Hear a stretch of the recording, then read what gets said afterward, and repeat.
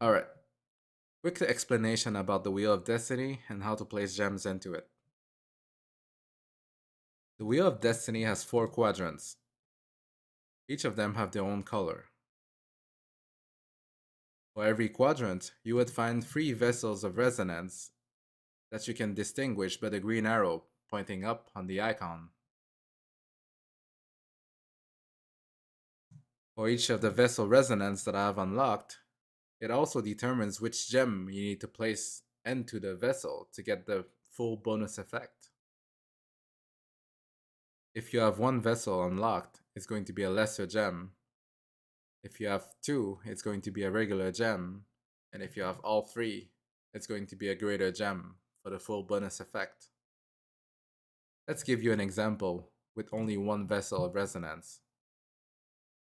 If I go to my gem tab and click on the top left, select a lesser gem and then place it into my vessel. Let's see what happens. You will now notice that I get 300 mana from the gem itself, but also +1 damage and healing. The +1 damage and healing happens because the gem that I place matches exactly with the amount of vessel of resonance that I have unlocked for the quadrant. Just to give you a quick reminder of what damage and healing does, it's basically the same stat that you get every 5 levels when you're level 1 to level 500. So for example, as a level 689, I get 100 damage and healing from the first 500 levels, and then 31 from the 189 levels I got after that. What it exactly does is that it guarantees that for any attack or healing spell that I do, it's going to do at minimum 132. This may not seem like much, but it's the main way that you progress in this game, aside from skill or magic level. Paladins also get an extra benefit from it because they're the only class that can do 2 AoE attacks per turn, so they actually scale better with levels than other classes. So let's see what happens if I unlock 2 Vessel of Resonance. You will now notice that my damage and healing from the vessel disappeared. This is because the gem no longer matches. So let's fix that. I'm going to put a regular gem into my vessel, and you'll now notice that the damage and healing is back. However, it didn't give me +2 damage and healing. This is because regular gems do not really offer an advantage outside of the second base mod that you get out of it. But was it really worth it if you spent all these points just to activate it? For most people, it isn't, which is the main reason why regular gems aren't very popular on the market. People tend to go for lesser gems on a budget, or they go for the greater gems once they have enough money and have pretty much bought everything they need to buy in terms of equipment. So basically, if I want to maximize the amount of gems, then I need to go into all 4 quadrants. So for example, let's see what happens if I've all the vessel of resonance from every quadrant. Let's place the gems that matches with that.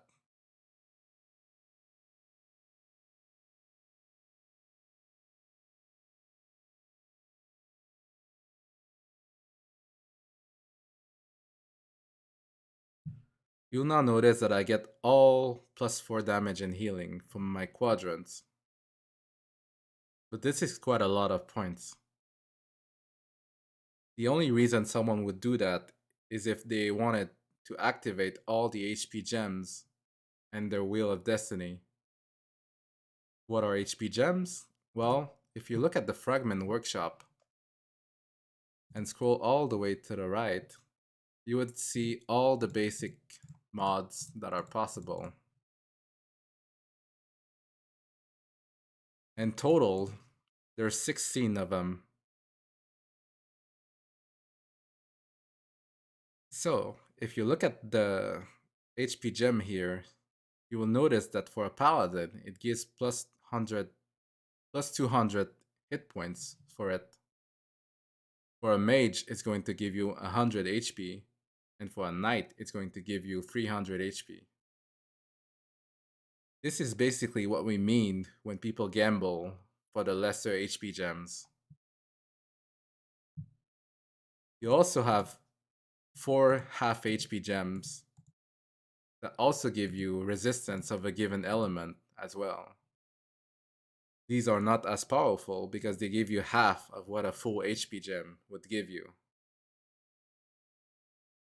So basically, to obtain this gem, you need to reveal them in the gem tab. In this section right here, you would see the lesser marksman gem for a royal paladin. This means that I need to find a lesser marksman gem and also spend 125k to reveal a gem. And it's going to be any random gem of those 16 possibilities. So let's go grab them.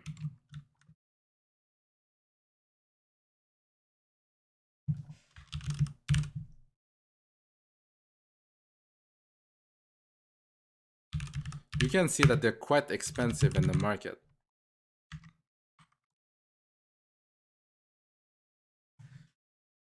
Alright, so if you actually do the math in terms of gambling, you should be able to find 1 HP gem every 2 million or so, given the price and the possible combinations that you can roll. So let's see if my luck matches with that. I'm going to keep revealing lesser marksman gem until I can see a full HP gem. Or not if I'm unlucky. I get a half HP gem on this roll. Garbage, garbage, half HP gem, garbage, garbage, garbage. And not much luck so far.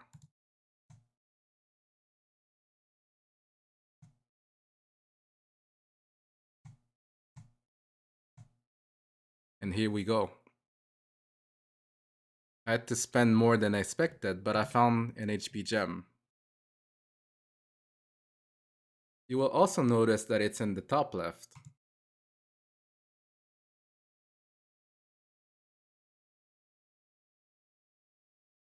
If the gem that you rolled does not land in the exact domain that you expected, then you can also spend 125k to switch the domain to the next quadrant.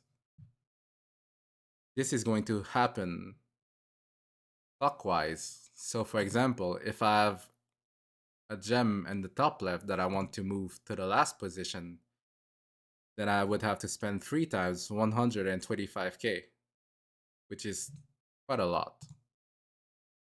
In my case, I already happen to have the vessel resonance for my specific build. So basically, in terms of optimizing your wheel, you should be spending the amount of points that you need to get the highest level of revelation perk, because it also gives you damage and healing. Let's say, for example, that I have Gift of Life at stage 1, then I get plus 4 damage and healing from that alone, and then the effect from my gem. If I have stage 2, then it's going to be plus 9, and so forth.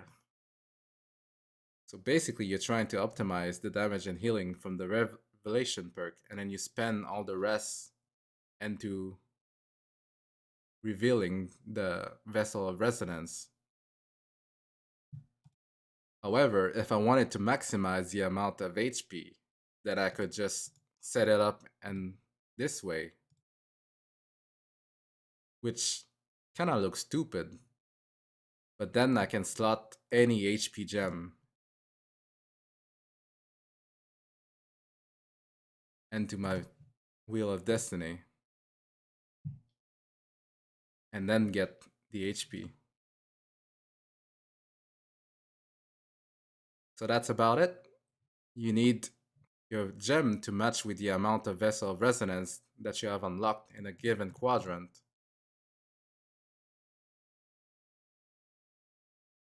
And you also need the highest level of Revelation perk that you can have. In this case, I maximized the amount of HP that I could get, but I didn't get any Revelation perk, so I lost damage in the process. So let me show you an example of a skill wheel where I would try to maximize the amount of hit points without necessarily sacrificing the Revelation perks in the process. You can see that in each quadrant I got at least one Vessel of Resonance, and then I put an HP gem into each of the vessels.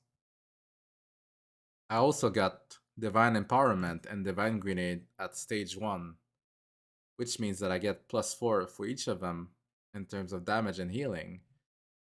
I also get the +4 damage and healing from each of the gems that match with the Vessel of Resonance, and then I get the HP from my gems themselves.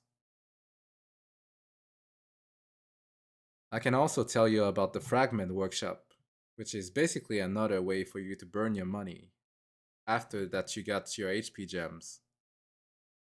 Basically, you can spend 2 million and 5 lesser fragment gems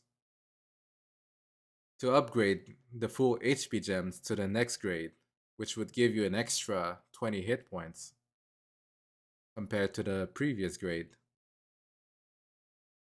Depending on the amount of HP gems that I place in my wheel, you can multiply that extra 20 hit points by the amount of gems. So for example, if I have all 4 HP gems and I upgrade it to grade 2, then I get 20 times 4, which is 80 hit points.